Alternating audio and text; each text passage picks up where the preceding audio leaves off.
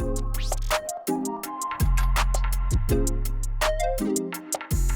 the Beau, Tate show. Hey, I tried. Look, man, you don't even know how much pressure you put on me whenever you were doing the Cosby, for real. Like, I legitimately stood in front of the mirror trying to do the Theo. I can't do it. I don't know. The dumbest thing I've ever heard. I couldn't do it. I could not do it. And I just said, you know what? I'm going to have to comment on his video and go, every time I do it, I sound like I'm doing a Beau Tate impression. I promise. Because I just cannot do a Cosby. I swear I tried, y'all. I promise you, none of that was planned.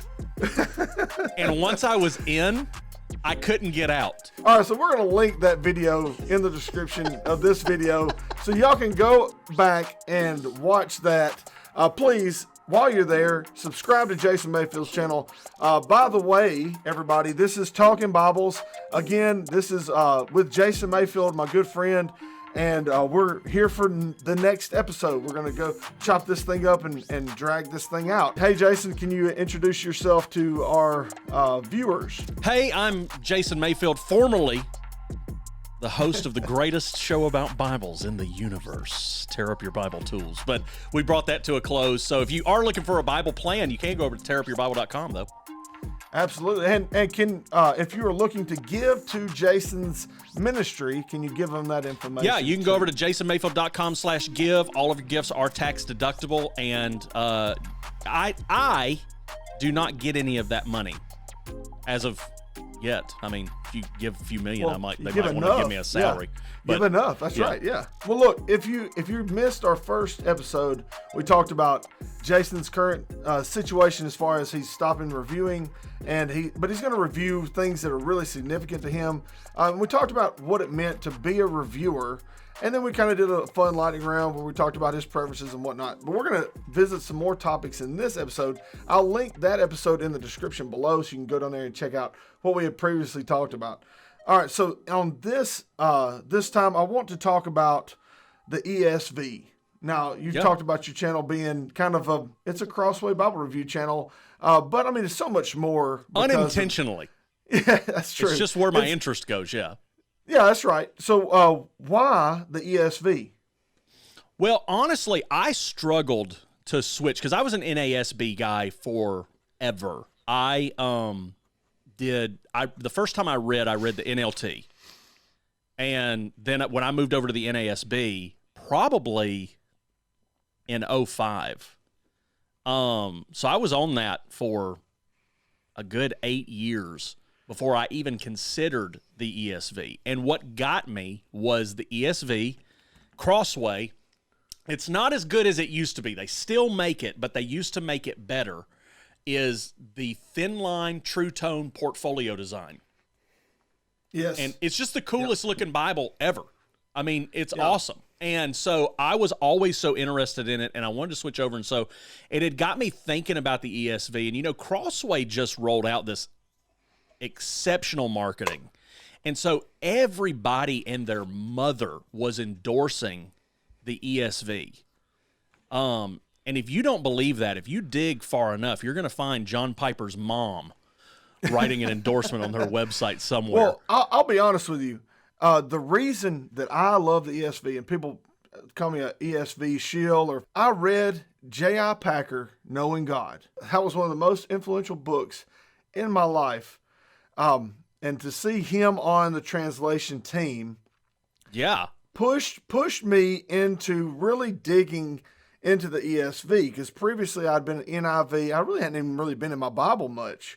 But once I'd really dug into the ESV and seen the translation philosophy was very similar to the King James Version as far as a word for word type translation. And we're going to get a bunch of comments about how I'm wrong about that. But we'll see. It's deeper on the. I don't understand why people want to argue about that.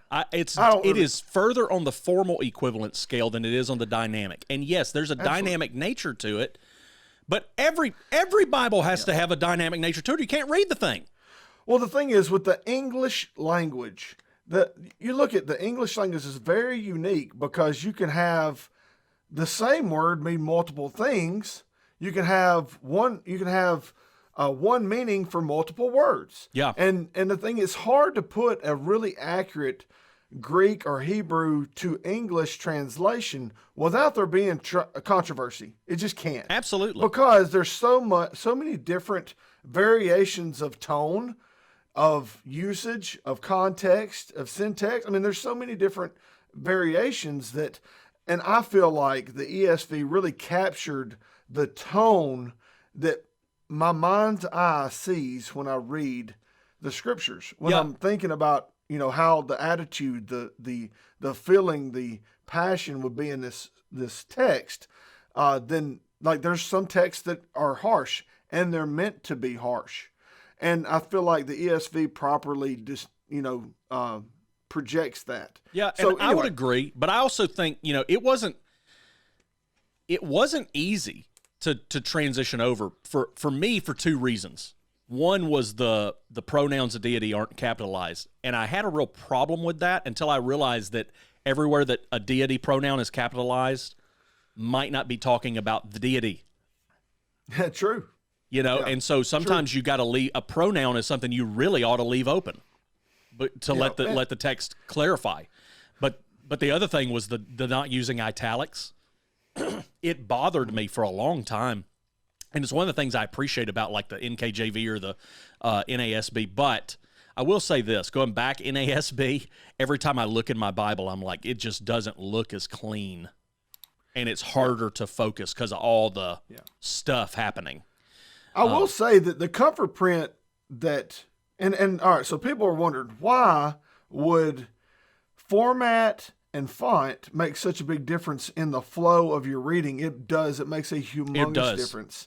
The cover print created from Zondervan, they took over the NASB 95 this past year, and and I've called it the Czar, their single column reference Bible, or their side column, it's a single column reference.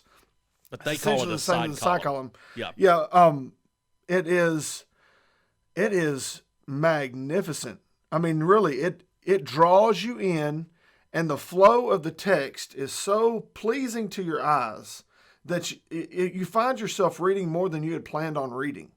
And as far as the NASB, it is a tough translation for me to read fluidly. Yeah. And that's a me thing. That's a me problem. It's not a translation problem. It's a Beau problem. The translation's fantastic. It's just that my brain responds better to the sentence structure and the formation of the ideals from the ESV. It just seems to flow better in my mind. I think too, it's how you're conditioned. So like when I read the NASB now, I feel a little bit of that, resistance with my comprehension, but I don't think it's because of necessarily even the sentence structure. I think it's because I'm rephrasing in my brain. Because I'll tell you, in the ESV, Hebrews 12 reads funny to me still. Because I've loved Hebrews 12 in the NASB, and that's what I know it from so well. And so when I go to Hebrews 12 in the ESV, I'm like, ooh, I'm I'm skipping stuff here because that muscle memory takes over. Well, yeah, and I think you made a good point. You reference it to muscle memory. Like all of my Bible memorization has been in the ESV because it was such an integral part of my maturity in Christ. Well, it's because of what you're reading. Exactly, that's what I'm reading. Yeah. And so when I try to read and memorize in other translations, I just feel myself double working my brain because I'm having to decode from the ESV to the NASB or New King James or whatever. Oh, yeah. And I'm having to memorize. So anyhow, it seems like the ESV's kind of dug in firm, dug a trench in my mind. So, and I love that. I'm happy with that because it could very easily, have not happened that way. Well, and part of me says that's not just, because you've used it and you like it. I mean, I think that's by design. I mean, if everybody would take a master class from Crossway on how to market, how to get Bibles in people's hands, how to make Bibles, You know, I mean, I love the folks at Zondervan, and they've been kind to me, but I said this years ago, and I stand by it. You know, Zondervan is J.C. Penney, and Crossway is Nordstrom. All right, now look, I'm going to go ahead and I'm going to go on record right here and tell you that those roles have flipped. They have officially flipped. Do you think they flipped or flipping? They're in the process of flipping right now. It's almost like when you see a diagram of the two crossing, you know what I mean? And they're about the same position. I would even argue that Zondervan and Thomas Nelson both are HarperCollins companies. They are both kind of, and even Holman. Holman's new verse by verse CSB, it's on the same level as R.L. Allen. I mean, it really is a nice production, great paper quality, print quality. I mean, the opacity is amazing. The cover quality is amazing. And Crossway has relied on their marketing. Now, the thing is, okay, it's like having an athlete who is uber talented and has a good work ethic. That is Crossway from 2001, from the creation of the ESV, through maybe 2016. Like it was the Jerry Rice, most talented and hardest working player on the team. And it's come to now it's an uber talented with less of a condition. It's almost like they've taken for granted that they're the top of the food chain. Yeah, they've started to rest on their laurels. Exactly. And really it's kind of frustrating because I love the ESV. I love it. And really the last year of premiums they've had have been such a disappointment with regard to, look, they're good. I'm going to go ahead and say they're pretty good compared to bottom of the barrel, but there was a season there, where they were making stuff that was just outrageous. Oh yeah, absolutely. Now, compared to what they had been producing just 2 years prior, it is a whole level or level and a half below where they had been. It's still pretty good, but it was on the same tier as R.L. Allen, Schuyler, and even some rebinds. Yeah. You know, I would put rebinds even above them because they're specialized and usually done by hand, by hand impressively. Yeah. You know, it's going to be, and they're usually 3 or 4 times more expensive. So, no, I mean, I feel you. I get you. I think for me, what I've liked about Crossway, though, and I think this probably still is there, is because we have a tendency to think in higher level Bibles. Yeah, but Crossway still, I think, is still the master of the full line of Bible. So their low end stuff, I think, still smokes everybody else. I'll agree that. Now, see, that's the thing. A year ago, I would have agreed with that statement, but now you can see a lot of the Thomas Nelson and Zondervan productions that are even on a low level. I had asked Zondervan for some help. We had a mission trip that was planned on going to Uganda, and it's, of course, with COVID stuff, it's been delayed, but they sent a ton of Bibles for us to give away. And it was their, like, quote unquote, air quotes, low end, hardcover, compact edition of the NIV. It's one of the best Bibles as far as paper quality. Like, they put superior quality paper in these little compact editions. Even the cover construction quality, it's a cloth over board, like 3-piece hardcover. It's not a little, and it's a sewn binding. It's like they're really, like, maybe they're taking some cues from what made Crossway so successful in the early 2000s through the early 2010s. Up until, maybe 2 or 3 years ago. And even now, like you pointed out, even now, Crossway is producing a wide range of amazing Bibles at various price points. And I can't fault them for that. I'm really just looking at the premium stuff. Zondervan and Thomas Nelson, they're coming along with some amazing Bibles at those lower price points. And I'll say the one Bible that Zondervan has sent me, actually they've sent me a couple, but the one premium is the NASB Preacher's Bible. Oh, yeah. And it reminds me. To this day, I think the nicest Bible I've ever touched. Yeah, that's nice, man. I think not and that one. You know what's really nice? Not that one, but it reminds me of the nicest Bible I've ever touched. Do you remember the Signature series when it first came out? The New King James? Yeah, when it first came out. I'm not talking about, they've kind of laxed over the years, but when that thing first came out, it was, whoa. Oh, yeah. Well, it had the French mill paper, the 39 GSM French mill paper. It had the Alba calfskin cover. I thought that was made out of angel skin. Man, it was so good. No, it's so good. It's on par with the Foundation editions of the early 2000s as well. I wish I had a Foundation from back then. I wish I had if I had a Bible I could just go back in time and grab, I'd go get the Charles Stanley. Okay, the In Touch. Yeah. Hey, how about this? How about I give you one? Are you serious? I love you. I'm serious. Do you have a bunch of them? Serious. No, I don't. I have one, and it was given to me as a gift. Oh, and man. I feel like it's an appropriate gift to my brother. Man, that is my brother from another mother. That is Christmas on steroids right there. Yeah, that's right, baby. Merry Christmas. Oh, that is humongous. Yeah. Well, look, it's my joy because it is such a fantastic edition. I've had it for several years. It was a gift to me, and I've enjoyed it for several years.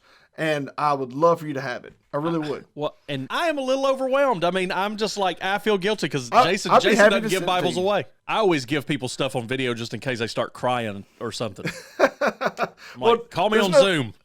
Yeah, no need to do that. Really, it's I'm so happy to give this Bible to you.